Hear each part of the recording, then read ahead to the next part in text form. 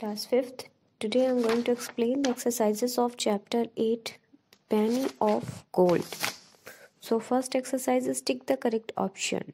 1 number. Old farmer's son was very. जो बूढ़ा किसान था उसका बेटा था क्या? Lazy, hard working या rich? So he was lazy. Correct option is lazy. Second number. Farmer's son spent most of his time in. Farmer जो किसान का बेटा था वो अपना ज़्यादातर समय किस में बिताता था?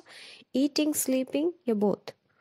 सो खाने और सोने दोनों में बिताता था, तो करेक्ट ऑप्शन होगा both. Third number. I will not give you anything until you earn a.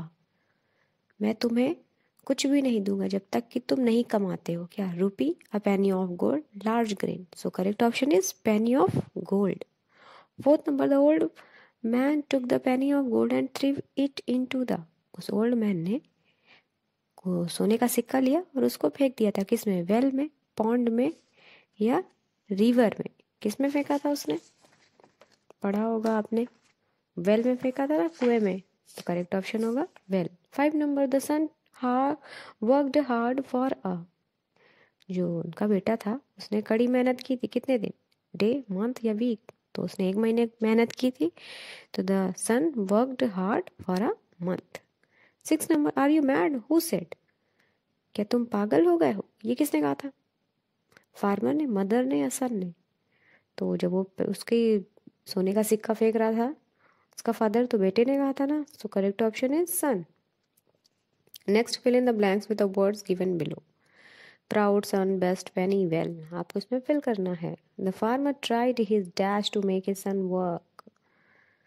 Farmer ने क्या किया था? कोशिश की थी.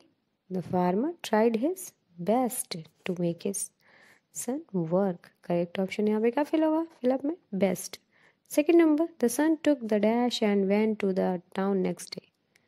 क्या लिया और वो वापस अगले दिन चला गया था टाउन?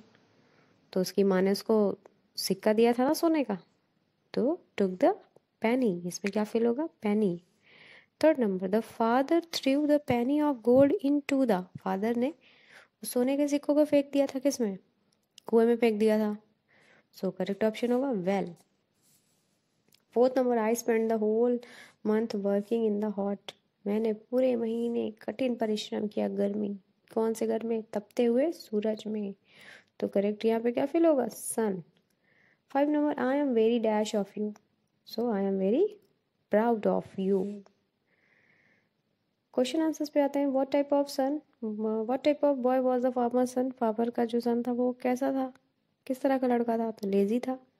तो the farmer son was lazy और he spent all his time in eating and sleeping. He did not want to do any work at all. और वो क्या करता था? कोई काम नहीं करना चाहता था. पूरा दिन खाने और सोने में बिताता था. Question number 2. What did the farmer do with the first Penney of gold.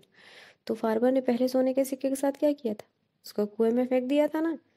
तो the farmer took the penny of gold and threw it into the well. Third number. Why was the son not angry. जो लड़का था वो गुस्सा क्यों हुआ था? क्यों नहीं गुस्सा हुआ था?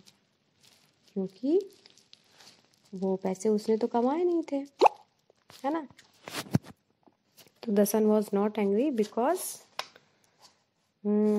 he did not work hard and earn the penny. Next, how long did the son took to earn the penny of gold. कितना समय लगा था उसको सोने के सिक्के कमाने के लिए? तो 1 month लगा था ना. The son took 1 month to earn the penny of gold. 5 number. Why did the son snatch the third penny of gold. उसने जब तीसरी बार जो उसका सोने का सिक्का फेंक रहा था उसने क्यों छिना लिया था? क्यों उसे छुड़ा लिया था? इसलिए छुड़ा क्योंकि उसने खुद की मेहनत से कमाया था ना. तो the son snatched the third penny of gold because he spent whole month in the hot sun just to earn this penny of gold. ठीक.